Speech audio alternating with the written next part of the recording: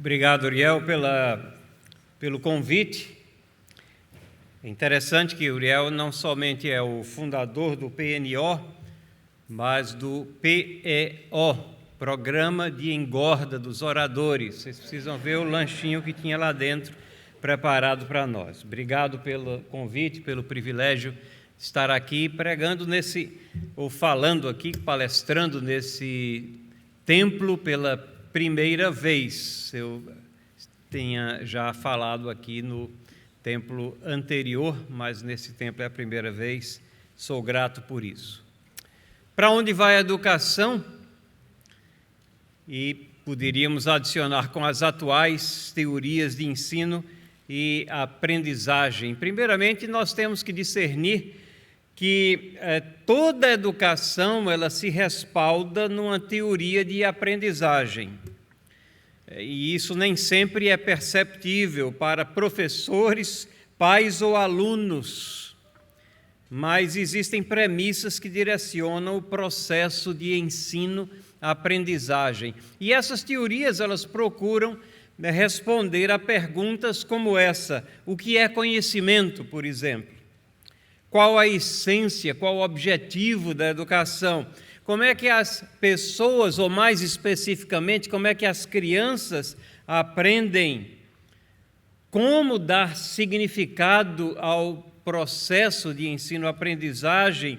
Ou qual a melhor metodologia para intensificar e solidificar a aprendizagem?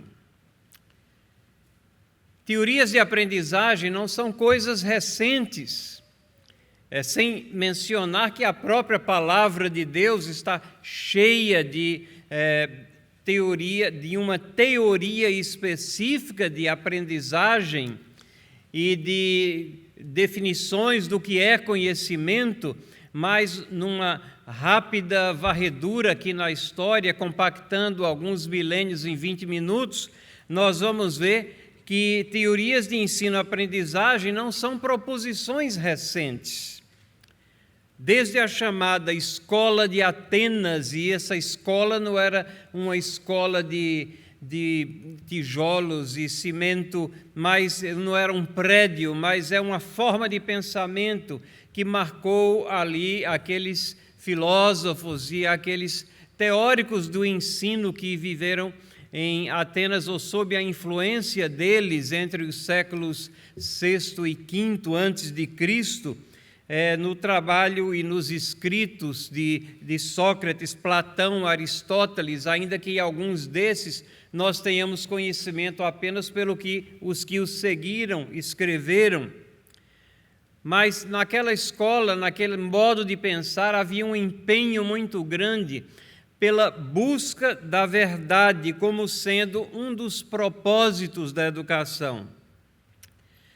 E eles travavam uma luta muito grande contra os chamados sofistas, e daí vem a palavra sofisma, que é tentar fazer alguma coisa parecer que é algo, mas que na realidade não é. Os sofistas se preocupavam tão somente em teorias da argumentação. E quanto mais absurda fosse a premissa ou o tema que eles queriam provar, se eles conseguissem provar, eles se sentiam gratificados porque eles estavam trabalhando apenas técnicas de argumentação. A escola de Atenas ela buscava a verdade e se contrapunha ali àqueles sofistas. E quando a gente vai à história antiga, nós esbarramos também em Confúcio, e alguém pode perguntar o que é que Jerusalém tem com Atenas, mas aqui no caso, o que é que Confúcio tem com o Ocidente? Na realidade, quando nós vemos a influência que o mundo oriental está tendo cada vez mais presente na nossa civilização, é bom que nós nos preocupemos também e olhemos o que é que ele ensinava, o que é que ele propalava. Ele se intitulava primordialmente um professor. A influência dele foi enorme, não somente no passado, mas nos nossos dias, com essa amplitude da influência oriental em escala mundial. Nós temos que estudá-lo também. Mas como cristãos, a nossa análise é sempre no sentido de explorar possíveis convergências baseados na premissa de que toda verdade é verdade de Deus. Deus, por sua graça comum, possibilita que verdades aflorem aqui e ali nos pensamentos, nos teóricos, e cabe a nós fazer a triagem. Porque temos também, e isso é muito importante, talvez até mais importante, de identificar as divergências, de não cair fazendo apenas uma aceitação acrítica, sem crítica do pensamento de pessoas que vêm pontificar como é que as pessoas aprendem ou qual o propósito da educação ou a resposta àquelas perguntas que eu coloquei no início. Por exemplo, nessas teorias antigas, nós cristãos podemos apreciar e até abrigar esse apreço pela verdade. Essa busca é nossa também. A teleologia daqueles pensamentos, não confundir com teologia, mas a teleologia que diz respeito ao propósito. Eles tinham muito claro o propósito da educação nessa busca pela verdade. Mas quando vemos as divergências, nós vamos notar também que elas tratam a educação num plano meramente horizontal, sem a dimensão do divino. Mas para o cristão, a realidade não está só nesse mundo aqui que nós vemos e conseguimos tocar, visualizar, mas principalmente procedente do Deus soberano. Confúcio, nós também olhamos e notamos a ausência de Deus nas suas proposições. Confúcio ensinava, e isso é uma citação que os seus discípulos colocaram como sendo dele, os valores morais mais importantes que as pessoas podem atingir dependem, em última análise, de seus próprios esforços. Então, é uma visão bastante humanista, horizontalidade. A percepção do transcendente, do divino, está ausente. Agostinho, pulando séculos aqui, por outro lado, sendo um crente firme na palavra de Deus, ele demonstra intenso interesse na educação. Escreveu 2 tratados de doutrina cristiana e de magistro. Ele tinha verdadeira aderência à palavra de Deus e ele considerava a educação escolar cristã como parte do ministério pastoral. Para ele, a tarefa de pastores e professores era, e ele coloca 3 coisas aqui. Primeiro, era descobrir a verdade nesse mundo criado por Deus. Segundo, ensinar a verdade. E terceiro, defender a verdade quando ela é atacada. E baseado nesses 3 pontos aqui, ele especifica 6 princípios que deviam orientar o processo de ensino-aprendizagem. Nós não vamos entrar nos detalhes nem enumerá-los aqui, porque o nosso tempo é curto, mas Agostinho procurava firmar o seu entendimento do que é educação a partir da palavra de Deus e da existência do Deus soberano do universo. A reforma do século XVI, ela traz um redirecionamento à palavra de Deus. É errado pensar que a reforma do século XVI, ela formulou novas doutrinas, mas ela volta à palavra de Deus. O trabalho dos reformadores foi o trabalho de garimpeiros, livrando-se do entulho da tradição humana que havia soterrado a palavra de Deus. E, nesse sentido, ela aflora da reforma do século XVI, aflora esse conhecimento sobre profundas realidades transcendentes e caminhos extremamente cruciais a serem trilhados pelas pessoas no conhecimento de Deus, no abrigo da salvação trazida por Cristo Jesus, aplicada pelo Espírito Santo, mas levando também a uma ênfase muito grande na área da educação, especialmente a educação às crianças. Na época de Lutero, as crianças eram muito bem-vindas, vistas como mão de obra adicional naquela sociedade agrícola, primordialmente agrícola, e elas eram uma bem-vinda mão de obra, mas eram raramente educadas. E a educação era algo considerado supérfluo, e Lutero diz que isso era um pecado horrível perante Deus, não educar as crianças. Veja, o interesse de Lutero na tradução das Escrituras era para que as pessoas lessem e compreendessem as Escrituras, mas para isso elas tinham que aprender a ler.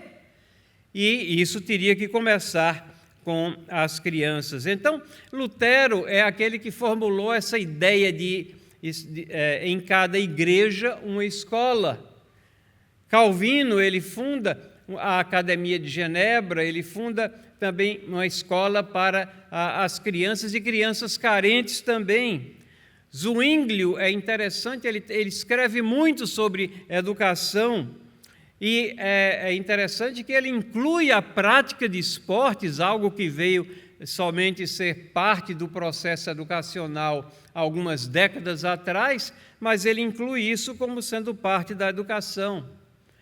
Comênio, João Amos Comênio, ele procura uma educação abrangente, uso de ilustrações. Comênio foi um dos primeiros que fez uma estratificação da assimilação cognitiva das crianças, alguma coisa que só seria discutido 3 séculos depois dele.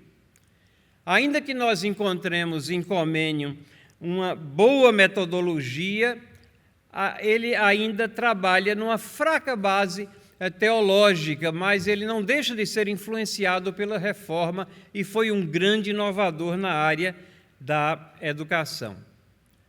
Mas a nossa pergunta é: para onde vai a educação? Por que isso? Porque no século XX que nós vamos observar uma verdadeira explosão de teorias educacionais.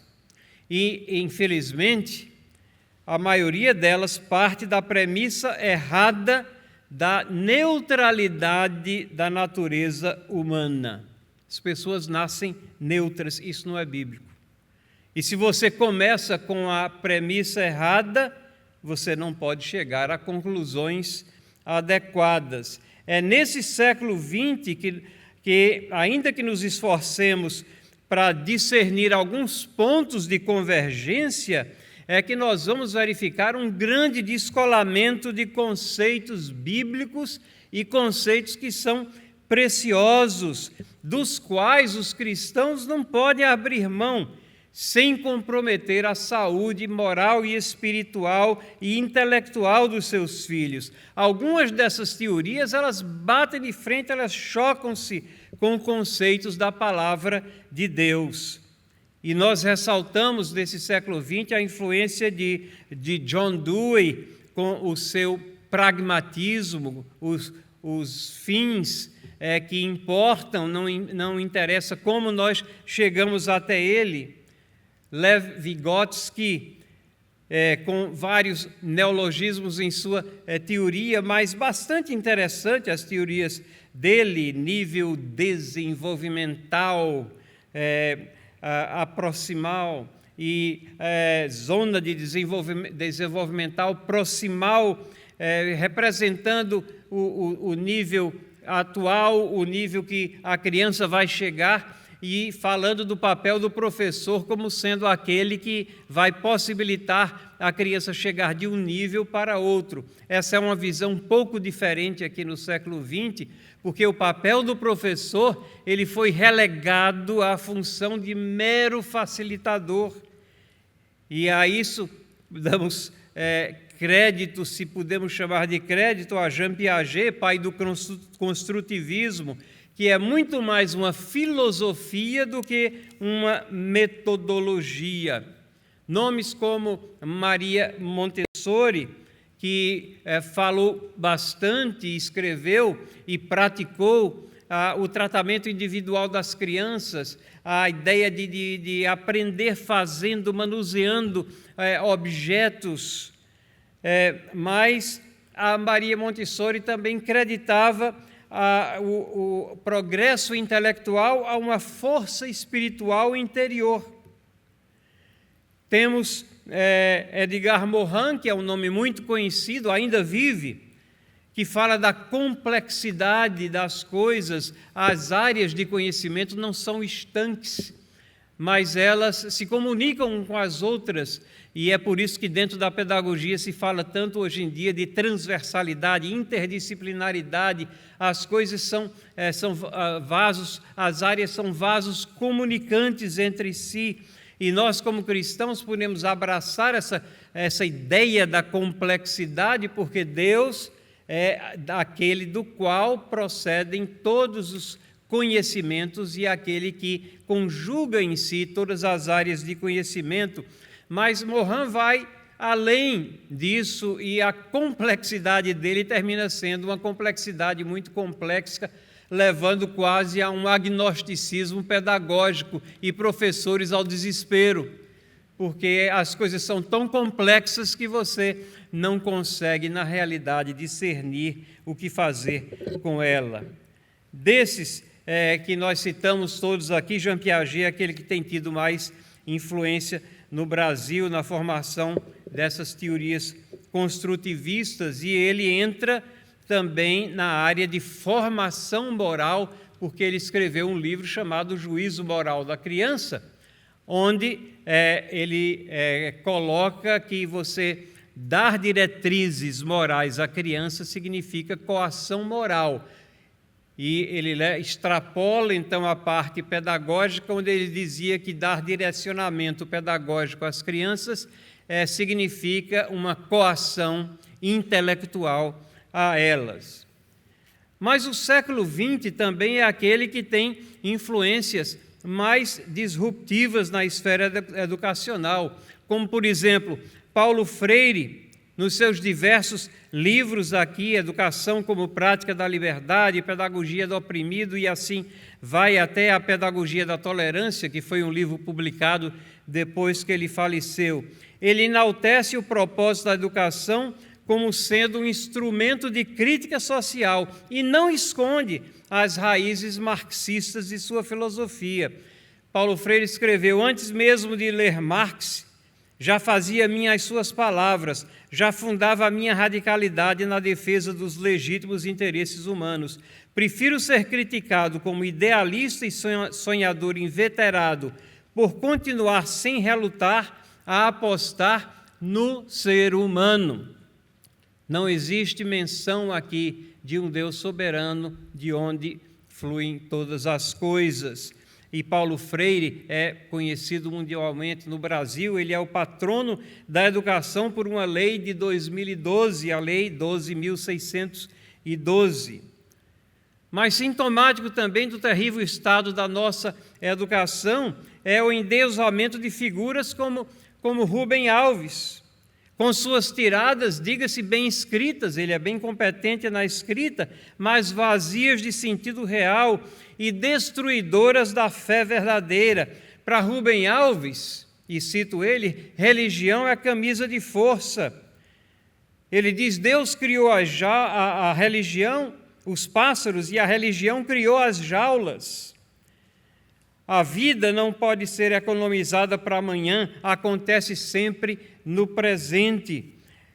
E suas ideias teologicamente são igualmente destrutivas.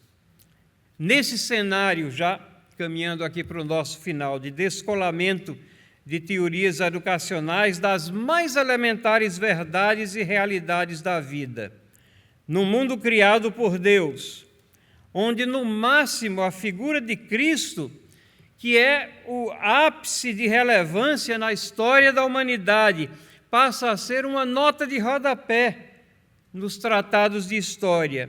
E os seus seguidores, nós os cristãos, corpos e mentes estranhas na sociedade permissiva, adiciono mais uma pergunta: será que há esperança? Afinal de contas, a pergunta é: para onde vai a educação?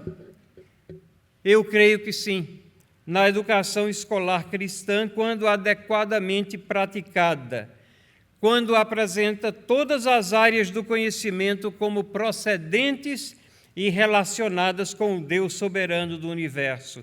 Aí nós temos lampejos de esperança. Essa educação escolar cristã, eu vejo que ela está em processo de fortalecimento através de algumas vertentes teóricas e práticas, como, por exemplo, educação clássica, método cognitivo interacionista, pedagogia redentiva, a chamada antigamente educação por princípios, ainda que a abordagem educacional por princípio é o nome atual mais preferido, e até via homeschooling, que se encontra em processo de aprovação no Brasil. As escolas que possuírem como base uma cosmovisão cristã, que não desprezarem os diferenciais e que as distinguem das demais instituições seculares de ensino, elas podem fazer a diferença.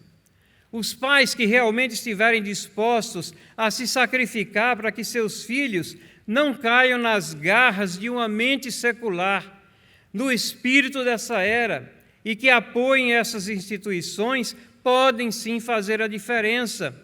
Alunos formados com base em uma orientação cristã de ensino podem fazer a diferença em uma sociedade que se esgarça a todo momento pelo ímpeto das forças do mal.